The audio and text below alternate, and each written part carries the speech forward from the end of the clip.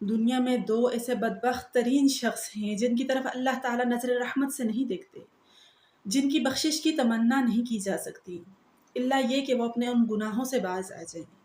ان میں سے پہلا بدبخت شخص جس کے بارے میں ارشاد ہے کہ اس کی نحوست 40 گھروں تک جاتی ہے، پھر سوچئے اس کے اپنے گھر میں کس قدر نحوست ہوگی، اور وہ شخص بے نمازی ہے۔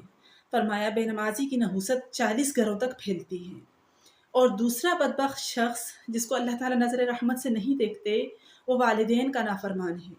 جب کبائر کا ذکر ہوا تو سب سے پہلا جو کبیرہ گناہ بیان فرمایا وہ تھا عقوق الوالدین، والدین کی نافرمانی کرنا۔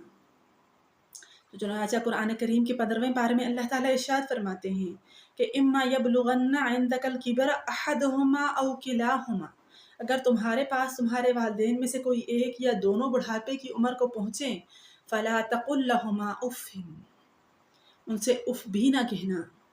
چنانچہ قرآن نے، شریعت نے، اللہ تعالیٰ نے انسان کو والدین کے بڑھاپے کی اس حالت میں جب وہ انتہائی چڑچڑے ہو جاتے ہیں بیماریوں سے، تب بھی اف کہنے کی اجازت نہیں دی کہ اف امی آپ نے ایسا کیوں کہا۔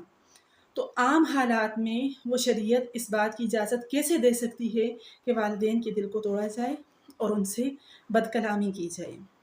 اور پھر ساتھ آگے ارشاد فرمایا وَلَا تَنْهَرْهُمَا، اور انہیں جھڑکنا بھی نہ، کوئی ایسی بات نہ کہنا کہ جن میں ان کو بے ادبی نظر آئے۔ وَقُلْ لَهُمَا قَوْلًا كَرِيمًا، اور ان سے بہت عزت والی بات کرنا، باوجود اس کے کہ غصہ آ رہا ہے، تنگ کر رہے ہیں، پریشان کر رہے ہیں، پھر بھی بہت اچھی بات کہنی ہے۔ وَخْفِضْ لَهُمَا، اور صرف اچھی بات نہیں کرنی کہ یہ نہ کہ اچھی بات کرنے کے بعد آپ اکڑ کے کھڑے ہو جاؤ، نہیں، بلکہ وَخْفِضْ لَهُمَا جَنَاحَ الذُّلِّ، اپنے کندھوں کو نرمی کے ساتھ ان کے سامنے جھکا دینا، جسے پرندہ اپنے پروں کو پھیلا دیتا ہے۔ اور پھر اتنے پہ اکتفا نہ کرنا کہ بات سہ گئے، پی گئے، نرمی سے پیش آئے، احسان کا معاملہ کیا، بلکہ اس کے بعد بھی جب وہ دنیا سے رخصت ہو جائیں تو پھر کہنا وَقُلْ رَبِّ ارْحَمْهُمَا كَمَا رَبَّيَانِي صَغِيرًا، کہ اے میرے رب میرے والدین پر اس طرح رحم کر جس طرح بچپن میں انہوں نے مجھ پر رحم کیا تھا، کیونکہ بچپن میں والدین اپنی اولاد پر بہت مہربان ہوتے ہیں۔ چنانچہ اگر کسی بھی شخص کے اندر یہ دو برائیاں پائی جاتی ہیں تو وہ جنت کی طمع لگانے کے بجائے سب سے پہلے ان دو برائیوں کو اپنے اندر سے نکال دے۔